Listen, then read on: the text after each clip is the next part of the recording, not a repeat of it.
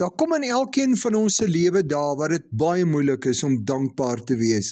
Daar gebeur slegte goed met ons word siek, mense behandel ons sleg en onregverdig. Ons geld is nie genoeg om ons verpligtinge na te kom nie, of ons verloor ons werk of wat ook al. 1 Tessalonisense 5 vers 18 sê dat ons in alle omstandighede dankbaar moet wees. Hoe is dit moontlik om dankbaar te leef as slegte goed met jou gebeur?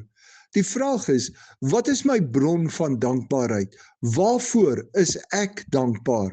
Ek kan die lewe as 'n geskenk uit God se hand geniet, maar as ek dankbaar is oor wat ek het, oor my omstandighede en wat met my gebeur, sal ek sukkel om dankbaar te wees as ek dit verloor, want my dankbaarheid kom van 'n verkeerde plek af.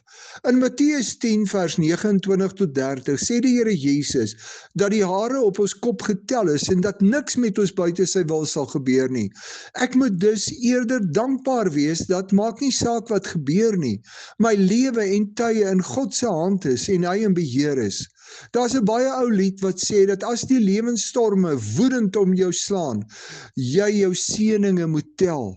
Dit wil vir ons sê dat ons nie moet vasval by ons verliese en die storms nie, maar eerder vashou aan God wat ons lewe en tye in sy hand hou en ons ook in daardie storms wil seën, selfs al verstaan ons niks. Wat maak jy op daardie dae wat dit vir jou baie moeilik is om dankbaar te wees? Bly jy jou kop vol maak met dit wat sleg is, of vind jy jou krag en blydskap daarin dat God jou lewe en tye in sy hand hou en geen haar van jou kop sal val as hy nie daarmee 'n plan het nie? Wys jou dankbaarheid dat jy God vertrou.